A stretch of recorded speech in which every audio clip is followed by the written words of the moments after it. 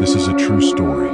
A story of fear, flight, and a man whose last days blurred the line between paranoia and prophecy. His name was Blair Adams, and in July 1996, something began to follow him. Knoxville, Tennessee.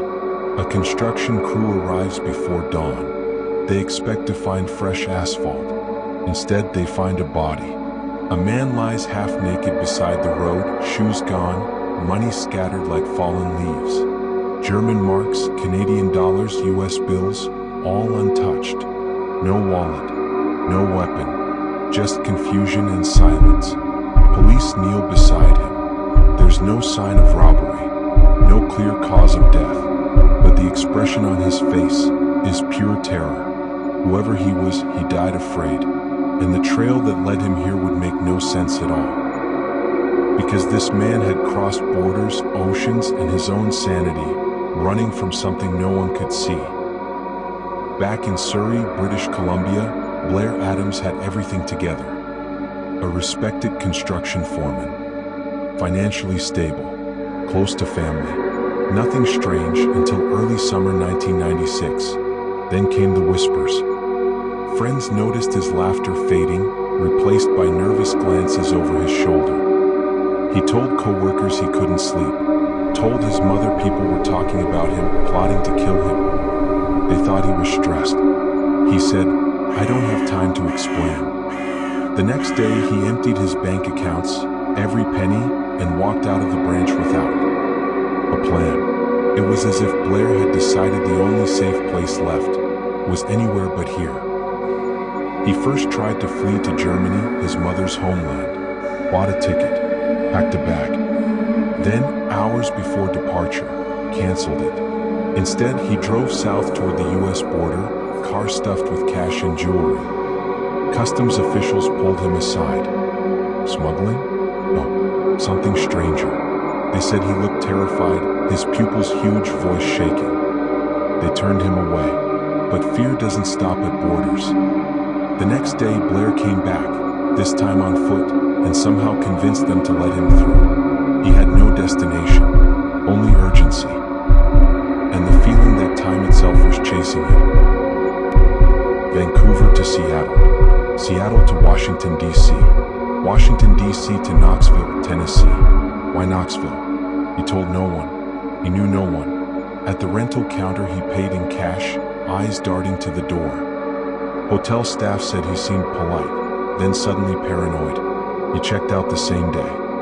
Next, a gas station. He told the clerk he was being followed. Offered help. He refused. Something, real or imagined, was pushing him deeper into the south. And whatever it was about to catch up. Night falls. Blair arrives at the Fairfield Inn near the airport. Security footage shows him pacing in and out of the lobby 5 times, like someone rehearsing escape. He finally pays for a room using a thick wad of cash. But here's the part that haunts investigators. He never enters that room. He leaves the key on the counter, walks out into the humid Tennessee dark, and disappears. Less than 12 hours later, he'd be found dead, half a mile away. What happened that night is still a blank stretch of highway. No witnesses, no screams, just scattered evidence of panic. Autopsy showed cuts and bruises, consistent with a struggle. A fatal tear in his stomach as if struck hard by something, but not by anyone's hand.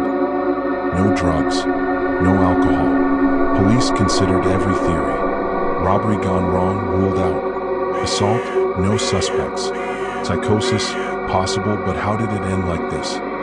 He'd stripped off his clothes as if burning from the inside, and he felt alone beneath a tenderness. Dawn. Was he running from someone, or to someone only he could see?